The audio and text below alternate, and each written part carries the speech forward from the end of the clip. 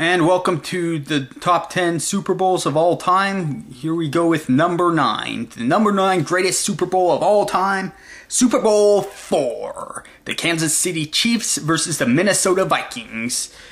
And many people are wondering, why would you put this Super Bowl in the top 10 list?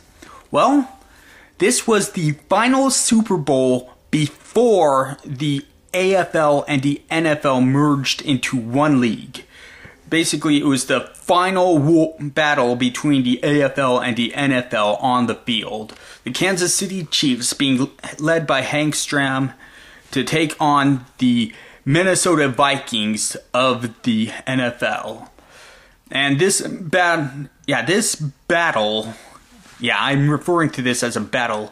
It proved that having offensive linemen and defensive linemen, basically having both your O-line and your D-line to be very good is essential to winning a Super Bowl, because this is primarily what decided Super Bowl IV. The Kansas City Chiefs just walloped on the Minnesota Vikings because they had a better O-line and D-line than the Minnesota Vikings.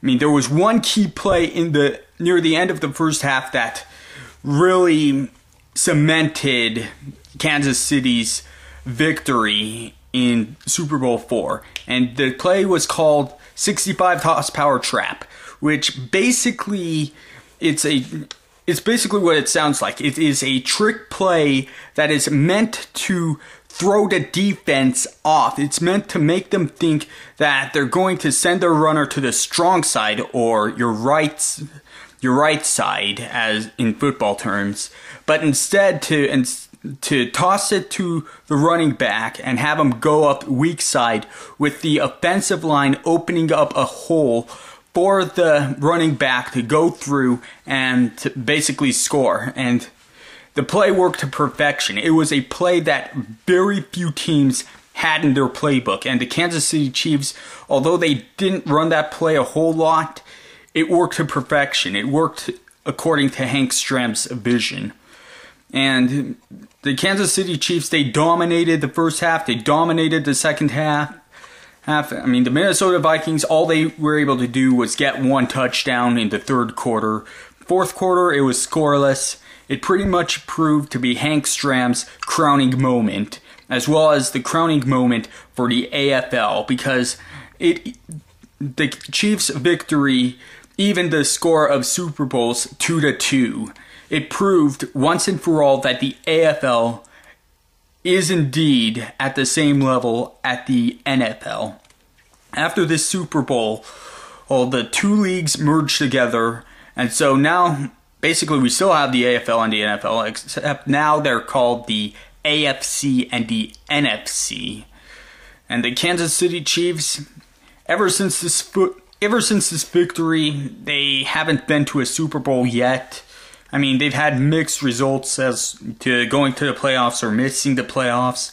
Can they make it to the playoffs?